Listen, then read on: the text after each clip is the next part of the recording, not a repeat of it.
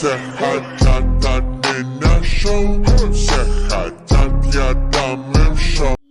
up? I have my own story right here.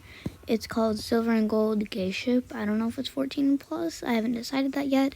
Also, happy Pride Month to all of you who might be watching this. I feel like this might be a reading version. Anyways, let's get on with it. This is Diego's Povey. I walk down to my stump, my fur a stale copper color. I grunt with displeasure. I sit down, about to go to rest. I hum with the spirits of StarClan, their soft breeze massaging my pelt. I drift off to the lullabies from the whispers of the breeze. I suddenly stop my meditation to dreamland when I hear paw steps near me. I unsheathe my claws, about to smack this obnoxious kitten in the face. My eyes open and I look around. I see nothing but a sharp, ear-piercing wind that hurts my ear. Well, here. I growl, trying to go back to sleep. And before I know it, it's morning, and my pelt is glittering. It was morning, and it should have been a flaming sort of color. I look above me to see the rain clouds, and I grunt with displeasure once again. I head under a bush and sit there while trying to take a nap, to fall asleep to the soft lullabies from the wind. This time, I start to drift off for real, under the angry blanket of StarClan. Thunder angrily bothers the cats, like I said, loudly, and rain starts pouring after a few minutes. I heard lightning and kids scrambling into the nursery, scared. I'd seethed my claws. I was still conscious, and then I became unconscious as I sailed away. Diego's Povey. I walked around in the pouring rain, dodging a nearby lightning bolt that almost hit me. I went over to the med shelf and saw a bug-infested healing aurora. It smelled like a skunk had just been there. I poked at some dried-up thyme, and weird bugs swarmed out of the leaf, and they were sort of yellow and black. These ones were more skinny. I just realized these were death bugs. I don't know what they call wasps. I don't breed them very much, but I know what to do with the warrior cat stuff. But, anyway.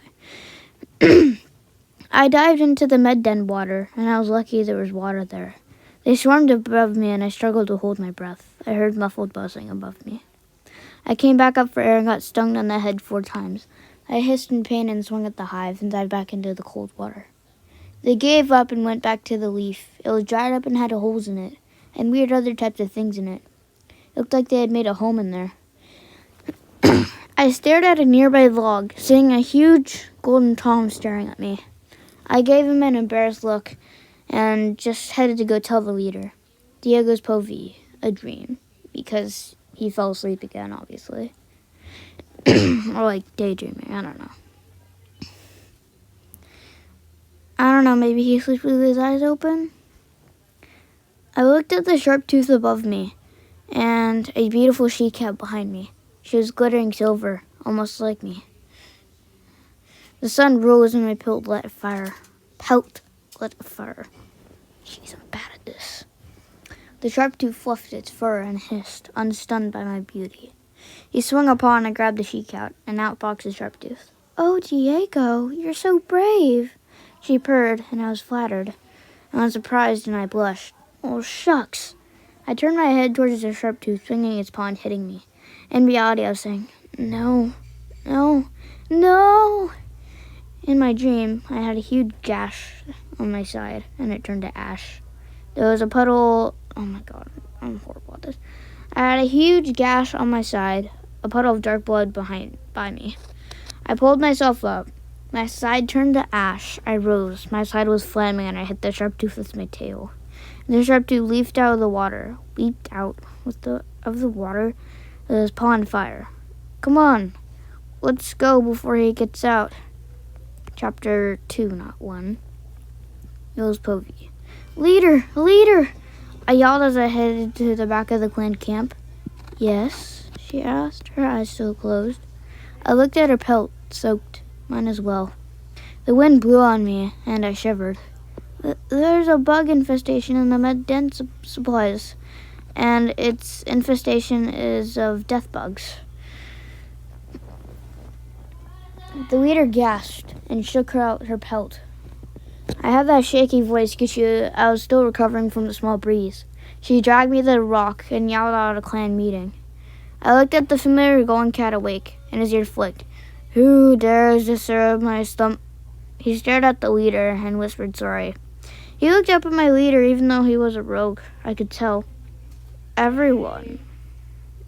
Eel has told me that there's a death bug infestation, so I will try to clear it out. I know it might hurt, so try to clear it out. It is in the med den, and I know it might hurt, but please try. I will also be sending out a hunting patrol. It is August, and we want to be prepared. It is about a few more weeks till it's Leaf Bear. Sorry, don't read the books. I'm sorry. Their goal is to put fresh kill in, put the kill in dens, anywhere. We want to be ready. See, guys, I don't read the books. I don't know how to do this. A paw lifted. It was a small, white paw. Can that golden cat help? The squeaky voice asked, and then lifted her head. Now it made sense why this voice had squealed like that. Their eye had been ripped out, and the golden cat had blood all over his paw and an island ball on the rock. His fur fluffed nervously as all the cats looked back at him. Diego's Puffy. I looked down at my paw. Look, I've had a bad mood ever since I haven't slept for a while, and before I could finish, a familiar silver cat leaped at me, but a little smaller. They had blue eyes, not green. I tackled them, pinning them to the ground. I don't want to hurt you. I just need a hiding spot. I'm sorry, I yelped as I was kicked in the gut. River Clan, stand down. I'll deal with this myself. They dragged me out of camp and dropped me on the ground. I could see the kid. The kid was in the nursery crying. I started to feel bad staring at the kid. The leader smacked my muzzle with claws and seethed. Why are you here? She had a deep, soft voice, except when she was angry. The growl echoed through my mind, reminded me of when I was a kid, and my mother yelled at me and smacked my muzzle. My ears went down and I started crying. I kicked her off and I ran away from her, but still in her sight. Tears rolled down my face. Fine, I'll get Eel. He's better with cats like you. She hissed, displeased. No! I roared in anger, leaping towards her, clawing her eye. She yelped. I got kicked in the chin and growled in pain. Just tell me why you're here, she hissed, putting a claw to my neck. Okay, I'm being chased by ThunderClan. I'm just in such a bad attitude. I ran so much I didn't get a chance to sleep. They sent out patrols and they would always catch me. And that's how I didn't get to sleep for days. They'd even catch me at night. That was my first time getting to sleep in days. Please, just spare me. I yelled. She took her claws away from my neck and glared at me. I'll give you a last chance. But if I see another hurt clan member, then I will give you over to ThunderClan. She threatened me, waving her tail high in the air, and all the cats continued to do what they were doing. Blood ran down all the places I was struck. I walked over to the gorge and started to cry, tears mixing with my blood. I'm pretty sure that if you killed a kit in a clan, I'm pretty sure that you would be killed yourself. Well, at least hurt a kit, like badly, like that. Eel's Povey. I heard a few yells, hisses, and loud growls. I saw the leader come back with scars. Go take care of that pathetic cat. Shigra hissed at me.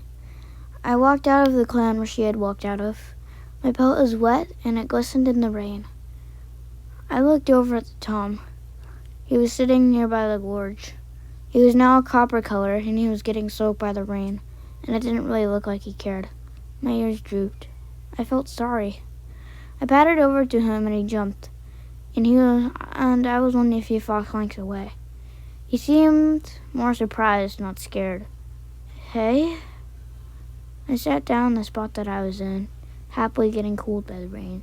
Tip-taps and silence was found until he broke the silence by saying, "What do you want?" "I want to make you feel better," I meowed. He stared at me, making another silence. He pushed something off his chest, and I was surprised. "Gee, I feel bad," I thought as his ears drooped again. "Hey, don't be sad. It's always going to be all right." Diego Spovey. "Can you leave me alone, please?" I asked politely, and he started to pat away. I shook the water from my fur. On the way back to camp, I picked up some cobwebs and gave it to the medicine cats. I gave a hangtooth fang to the Silver Tom. I gave a hangtooth grin to the Tom. He gave me an awkward grin, and he was heading out on patrol. My heart was beating fast, and I started to wonder why. Did I really like someone I just met? That's gonna be it for today. See ya!